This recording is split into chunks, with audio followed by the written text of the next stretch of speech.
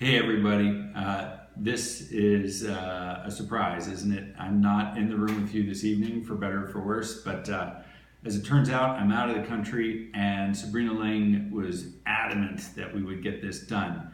Most importantly, tonight you have the wines that I chose, so they should be pretty good, and you have rock star David Kuzma, chef at Yale SOM, preparing the food, and the menu looks amazing. So I guess I'm just going to interrupt a meal every once in a while as we talk about the topic for this evening, which is the pairing of food and wine. So basically, food and wine pairing, it's subjective. There are some guidelines, some well thought of rules of thumb, but really there are no rules. What matters is what you like, and so anything that we really talk about tonight should be used through the filter of your own preferences, okay? So here we go, food and wine pairing. A lot of people talk about this. There are books on the right thing to pair with which wine. There are a couple of people from Harvard, who wrote a book called The Bible of Food and Wine Pairing. And honestly, whenever I see that when I see the word Bible in something, I'm a little bit suspicious.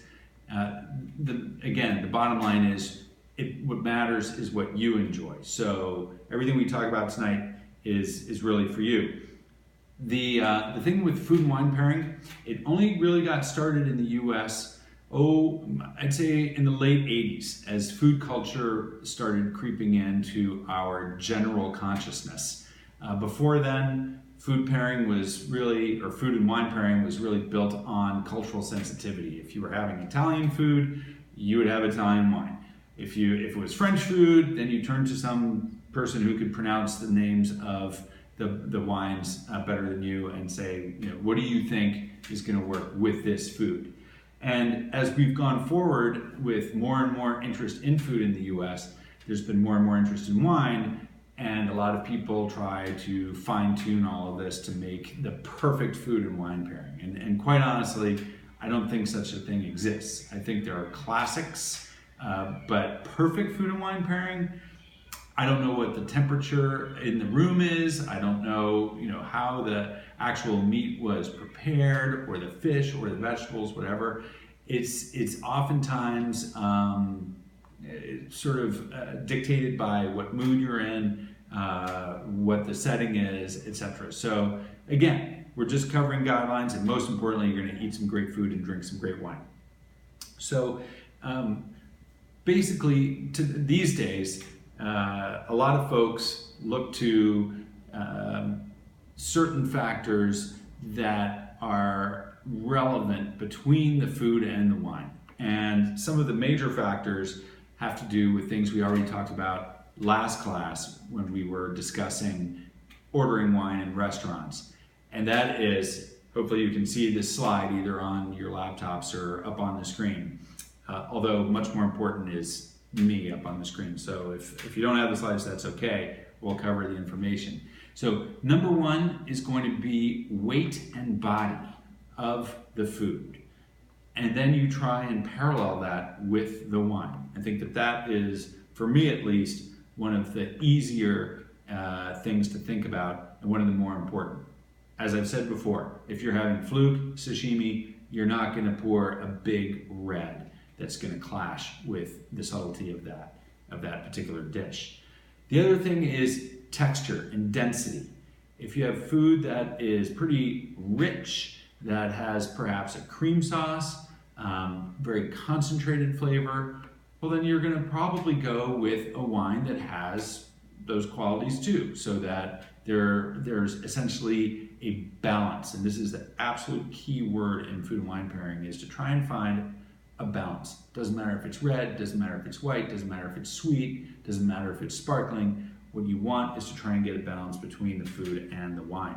And the texture and density of the food, as well as that of the wine, really matters. Aromatics.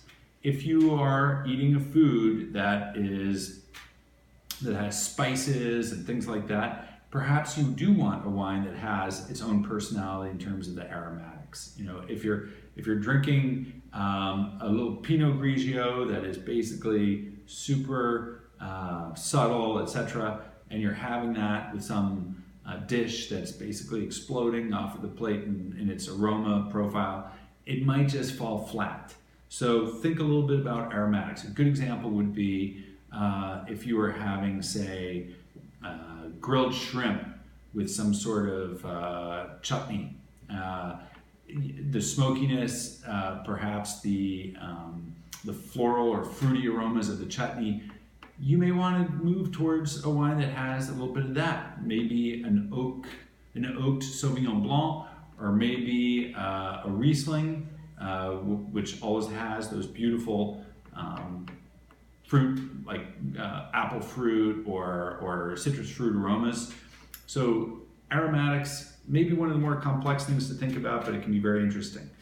Getting into more basic stuff, acidity. If you have a dish that is happy to be paired with a mouth-watering wine, fantastic. Generally speaking, all of us food folks are really into wines with good acidity. And we discussed it last week. It's all about refreshing the palate. So in general, you're going to find in today's wines, we're going to have wines that have pretty good acidity. And how do you know that? If you go into a restaurant or if you go into a wine store, unless you have a lot of experience with individual wines, you should just go ahead and ask and say, I'm looking for something that's got some real freshness to it, just to keep my mouth excited and interested. Sweetness, we'll talk a little bit about that, particularly with the final dish, but sweetness can also be considered as basically a fire extinguisher. If you're having spicy food, usually if I'm having some sort of spicy Indian food, I'll have beer, basically because the bubbles and the mellowness of the sort of yeasty flavors of beer calms down my palate with spicy food. Well, sweet wines can actually go very nicely with spicy food, and that's why a lot of folks recommend Rieslings that are a little bit off dry with spicy food. So sweetness, we'll talk about a little bit more. Spiciness, saltiness, umami taste, now we're getting a little bit more fine-tuned, but let's move on, and when we get to the dishes, we'll talk more about those. So narrowing things down, weight and texture.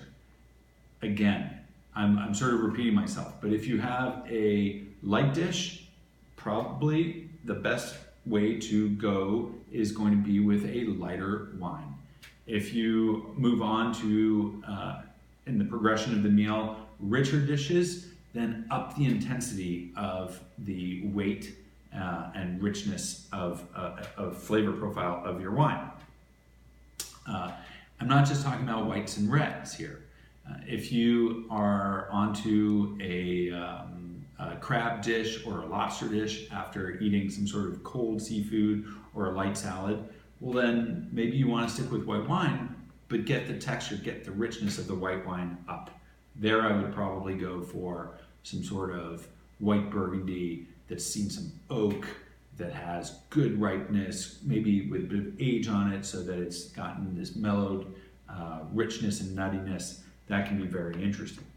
And once again, and we talked about this in terms of ordering for the table, if you have a bunch of different dishes on the table, go for one of those wines that is going to refresh everyone's palate and sort of be in that middle space of medium weight, medium acidity, not too much tannin, so it can bridge many different dishes. And we talked about Pinot Noir, but you can also talk about, say, Rioja from Spain, or wines from the Beaujolais, or I could even think of some lighter reds from Italy that would make sense working across different dishes.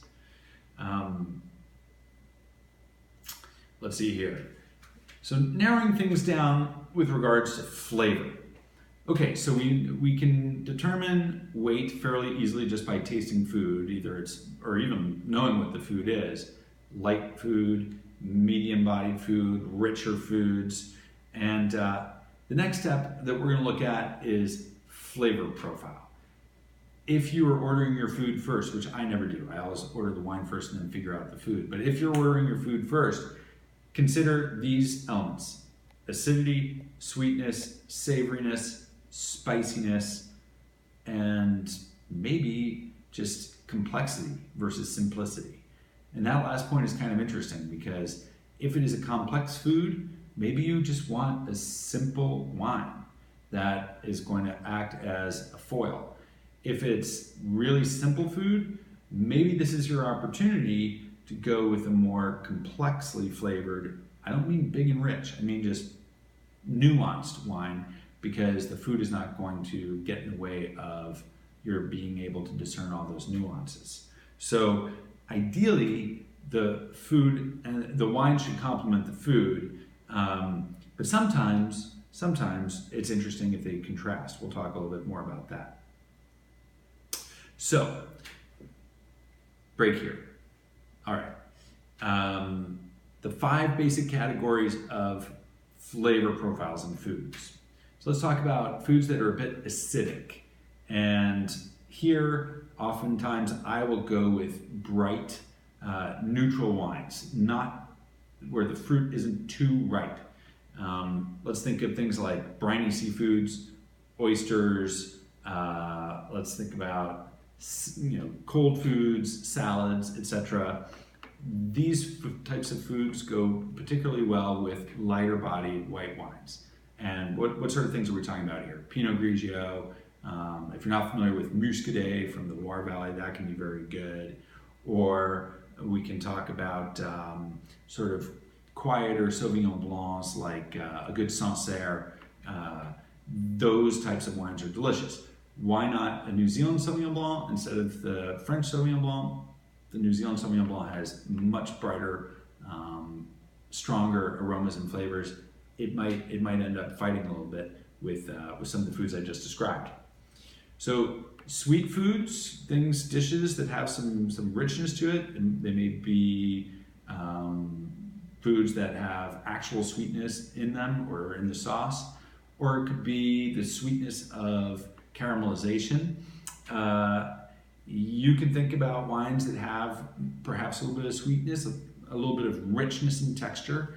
And here, once again, I go, if we're talking about fish dishes, I'll go with white wines that have a little bit more sweetness, or even move on to some lighter reds that have maybe not sugar sweetness, but have the sweetness of nicely ripened fruit.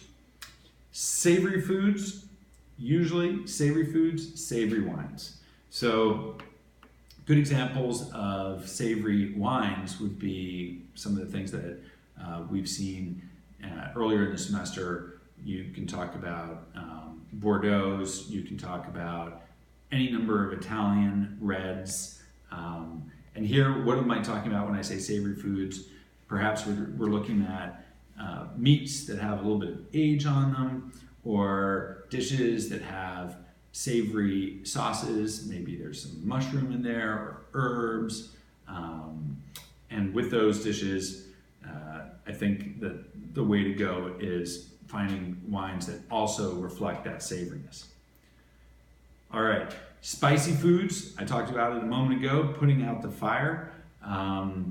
Good fruit can be fine, meaning younger wines that have some strength of fruit, of primary fruit. Some wines that have some sweetness to them. Acidity is fine, but you have to be careful, because if there's too much acidity, then that high acid and high spice can start fighting. So I tend to usually go with wines that have a little bit of a sweeter fruit character, just to calm down the fire of spicy foods.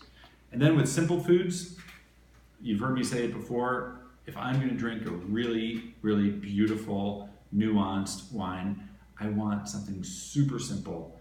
And to me, roast chicken, super simple. Or perhaps if I'm in lighter reds or whites, maybe just poached salmon on a bed of rice, something like that. Just really simple stuff. And those are oftentimes the foods that I'm eating anyway, because I'd rather drink complex wines. So once you have a sense of the texture